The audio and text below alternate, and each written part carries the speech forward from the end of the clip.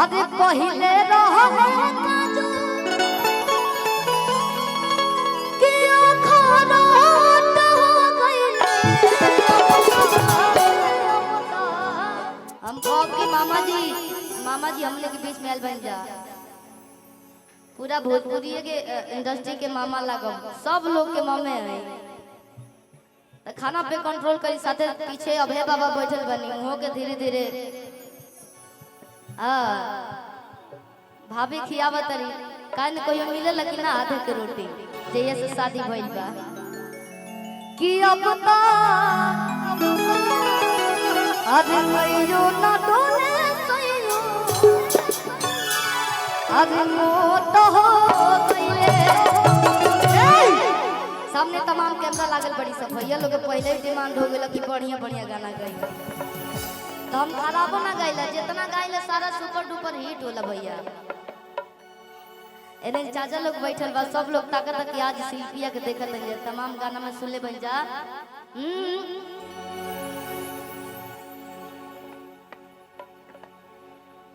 कि पातर कोहरे होया डोले हो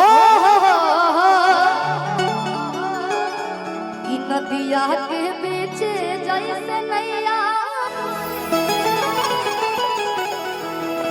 कि ओ सही मोर सैया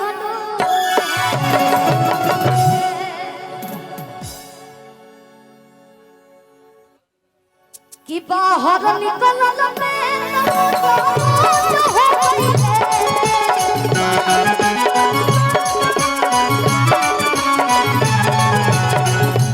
खाली आगावे के गाना और मामा जी की तरफ से एक जगह से गावे एक जगह जेकरी हमरा पूरा तो पूरा परिवार संगीतमय हो जाला जेकरा घर में वो कलाकार हो जाला तो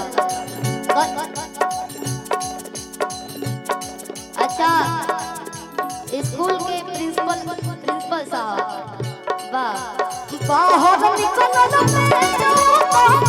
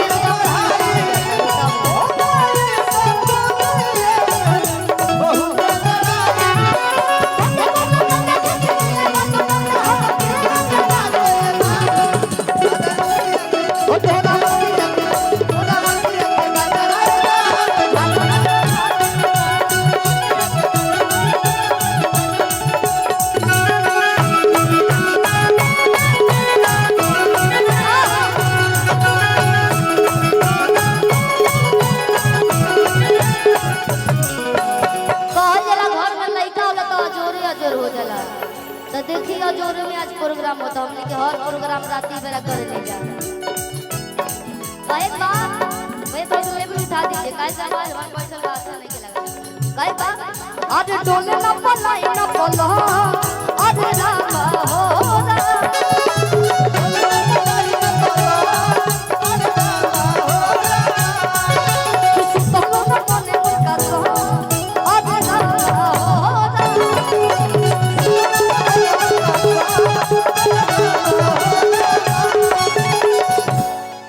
पहिले रहे कि जो रोट हो गइले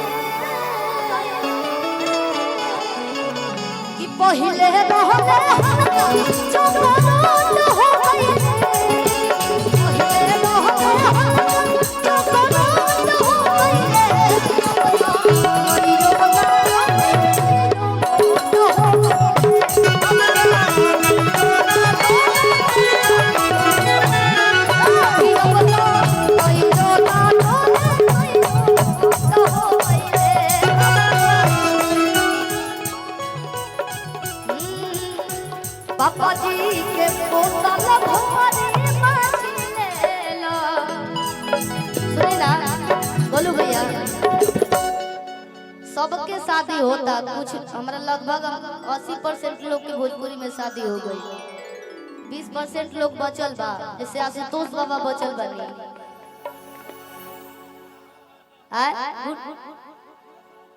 बिका गए ना बस, तब मिलल बढ़िया दाम मिलल बा कि ना पड़ी। दामे से शादी हुई का आईपीआरएस के पैसा से तो लोग लाल हो गइल। आ तिलक में 4 गो गाय तका गाना के लिखी, ओहू पर गाना बन जाए बहुत सारा गाय। आ रंजीत भैया के भी थोड़ा सा भैया उधर से आप लोग रास्ता दे दीजिए गंगा जी की तरफ जाने के लिए। जो लोग भी खड़े हैं थोड़ा थोड़ा साइड हो जाएं, रास्ता को थोड़ा सा आप लोग क्लियर कर दे 2 मिनट के लिए।